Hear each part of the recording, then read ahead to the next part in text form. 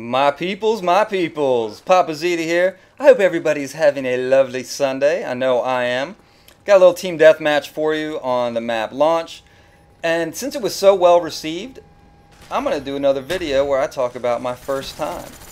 But Papa, how can you have multiple first times? Well, if you're as old as I am, you're going to have a lot of life experiences. You're going to have a lot of first times and a lot of different things. So today, this is my first time being roofied.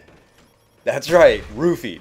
And it's my only time being roofied, and I've never been roofied before this or since. And I'm not even really sure I was roofied, but I'm pretty sure I was because the night gets a little hazy and there's some gaps in the timeline, and I'm pretty sure I was roofied. So the setting, we're in New Orleans for my birthday a few years ago, my wife and I.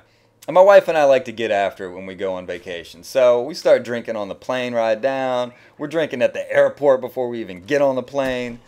Get to New Orleans, check into our hotel room, head over to the French Quarter, which, by the way, reeks of like alcohol, vomit, and desperation. Go to a restaurant, check out a blues band, and so we're hitting up some more bars after we see this band.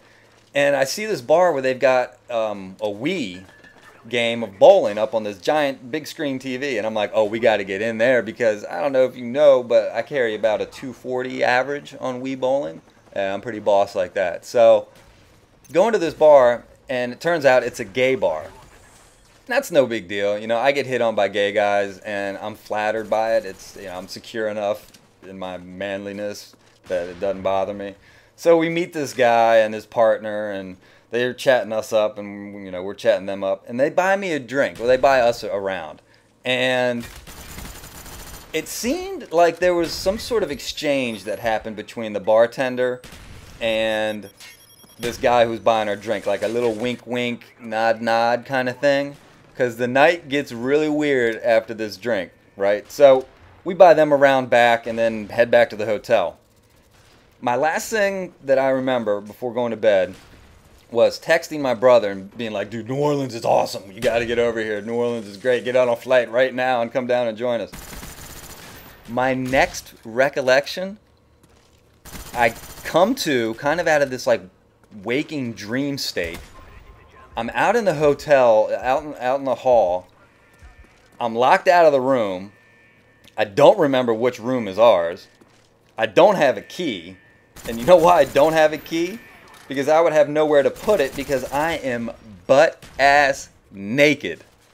That's right. Butt-ass naked out in this hallway of some hotel I'm not familiar with in a city I've never been in before.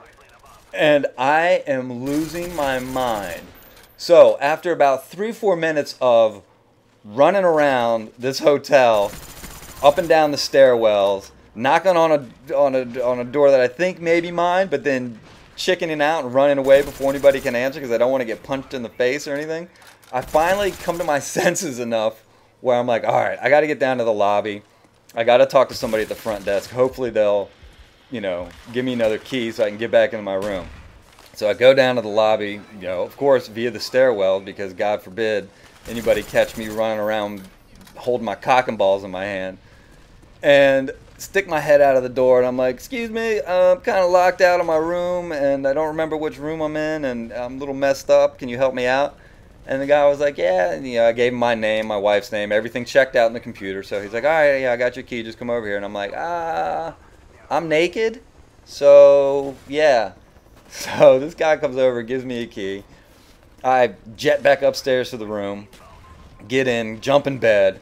My wife kind of wakes up and she's like, sweetheart, what's going on? I'm like, I was locked out in the hallway and I was running around and I'm naked. And she's like, oh, you're just having a bad dream. And I'm like, it was not a bad dream. I was naked in the hallway in this hotel with my cock and ball in my hands running around. And she's like not believing me, right? And then she like kind of rubs my back and she's like, why are you so sweaty?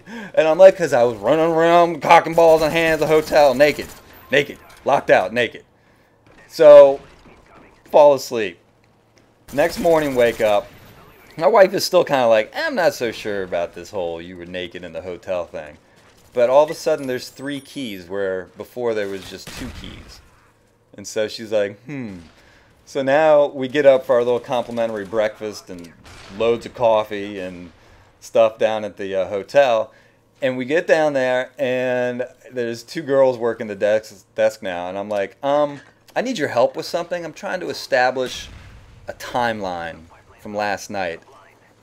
And I'm like, do you remember, anybody coming down here at about 3 o'clock in the morning needing a room key that was, by the way, naked? And they're like, that was you?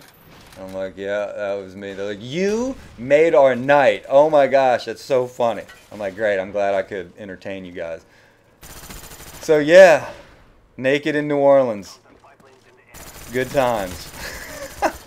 For the next month, I was checking YouTube and all kinds of stuff to see if they had security footage of my white ass running around, but no luck with that. Anyway, guys, this is Papaziti. Thanks for watching. I end up going, I don't know, 24 and something. Naked in New Orleans. Good times. I'll talk to y'all later. Peace.